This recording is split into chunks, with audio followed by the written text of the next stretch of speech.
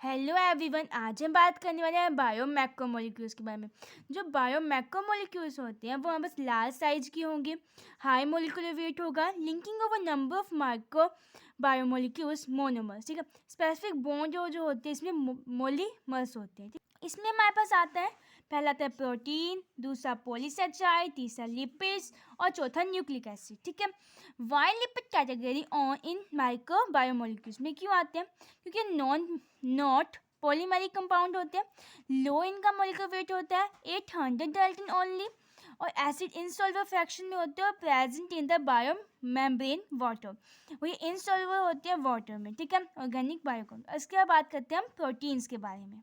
जो हमारे पास प्रोटीन होता है वो प्राइम इम्पोर्टेंस हो इन बायोमोलिक्यूल रिएक्शन। ठीक है, इसका जनरल स्ट्रक्चर की बात करें तो जो प्रोटीन्स जो होते हैं वो पॉलीमर्स होते हैं अमीनो एसिड के, वो इंटरलिंक करते हैं डिहाइड्रेशन ऑफ सिंथेसिस के साथ, और इसका हाई मोलिकुलर वेट होता है। अब हमारे पास आता है फॉर्मेशन ऑफ पेप्टाइड बॉन्ड। जो फॉर्मेशन ऑफ पेप्टाइड बॉन्ड है वो सबसे इंपॉर्टेंट टॉपिक है।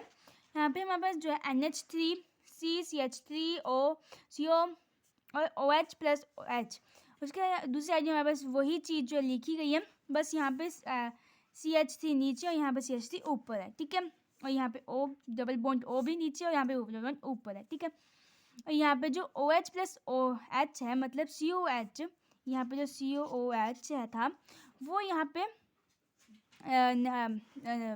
वो यहाँ पे अमोनिया के एक H के साथ मिलकर वाटर बनाता है। जैसे कि यहाँ पे ये बस वही वो रिएक्शन आ गया फिर से, यहाँ पे जो है इसका H2O, जो ये H2O था वो यहाँ पे जाके H2O वाटर बन गया।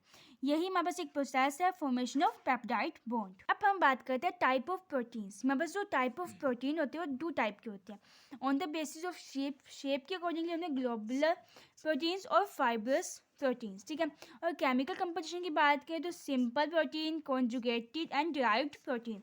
जो सिंपल होते हैं वो फॉर्म्ड होते हैं ओनली अमीनो एसिड्स, जिसको बोलते हैं हम, जिसके एग्जाम्पल आते हैं अल्बिनोस, ग्लोबुलर्स, और उसके बाद प्रोलैमिन, प्रोटैमिन्स, हिस्टोन्स, क्लियो प्रोटीन्स एंड कोलुगेंट एक्सेट्रा। कॉन्जुगेट प्रोटीन्स वो होते हैं जो प्रोटीन जो है नॉन प्रोटीनस कंपाउंड से बनते हैं।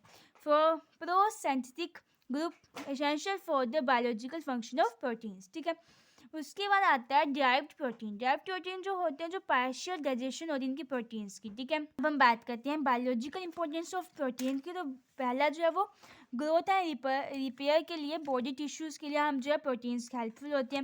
Regulate the metabolism, insulin, regulate sugar level in blood, वो में बस इंपॉर्टेंट होता है प्रोटीन। बायोकैटलिस्ट, सो रेगुलेट बॉडी फंक्शन, एग्जाम्पल में पेप्सिन और टिप्सिन, जो डाइजेशन में जो है इंपॉर्टेंट है। और ये बस help in locomotion and movement के लिए प्रोटीन्स जो हेल्प होते हैं। एक्ट एज एंटीबायोटिक्स और एंटीबॉडीज। ठीक है, और सेकंड आता है blood clotting at the injury. ठीक है, सिक्स्थ आता है कि help in vision, so found in retinal cell as is of the food, act as hormone receptor on target cell. ठीक है, उसके बाद आता है पॉलीसैचाराइड। पॉलीसैचाराइड हम इसको ग्लाइकन से बोलते हैं, और इसमें क्या होता है कि 10 मोनोसैचाराइड इंटरलिंक्ड बाय ग्लाइकोसिडिक बॉन्ड, मतलब कि 10 मोनोसैचाराइड जो है वो एक से साथ इंटरलिंक्ड होंगे और ग्लाइकोसिडिक बॉन्ड बनाएंगे। ठीक है, different polysaccharide different in nature and number of their monosaccharide. ठीक है, अब हमारे पास आता है ये हमारे पास एक फॉर्मूला आ गया, एंड जो है इसमें नंबर ऑफ मोनोशुगर आ गए। ठीक है, ओके, तो इसके दो हमारे पास जो है इसके टाइप्स हैं। पहला आता है कि होमोपोलीसैचाराइड और हेटेरोपोलीसैचाराइड। होमोपोलीसैचाराइड हमारे पास कौन सा होता है? Are found in only one type of monosaccharide, cellulose, starch, glycogen etcetera.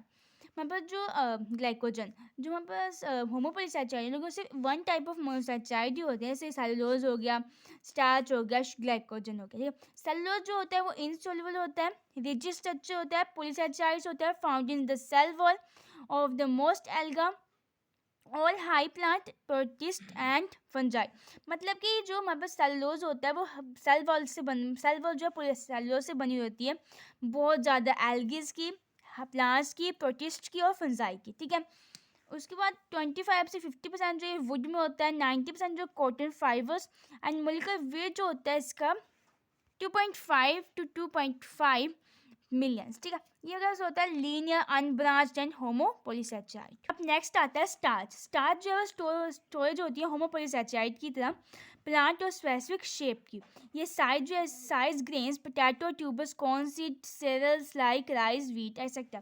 जो स्टार्च होती है वो राइस, व्हीट एक्सेट्रा में प्रेजेंट होती है।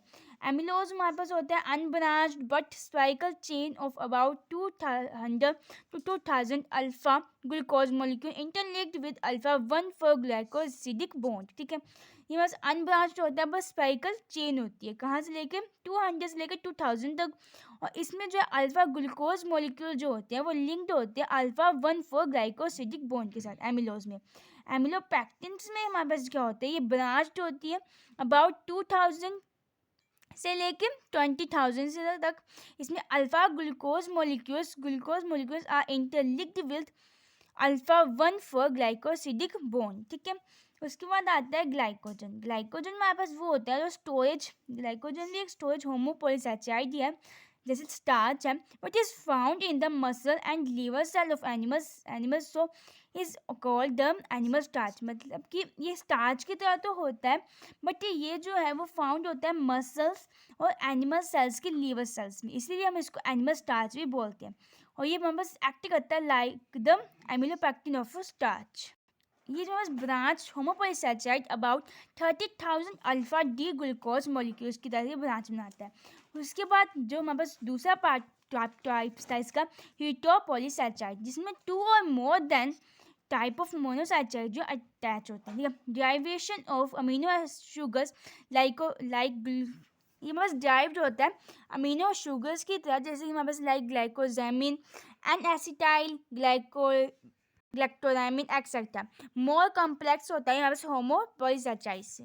इसका पहला एग्जांपल आता है कि ये न्यूट्रल हीटोपोलीसेचाइड जो फाउंड होता है एक्सोस्केलेटन ऑफ क्रस्ट ओशन। जो चिटिन होता है, जो चाइटिन होता है वो cell wall of most of the fungi, इसको हम फंजाई सेलुलोज भी बोलते हैं। उसके बाद आता है हियालुरोनिक एसिड होता है जो लीनियर भी होता है, एसिडिक भी होता है और हीटोपॉलीमर्स भी होता है।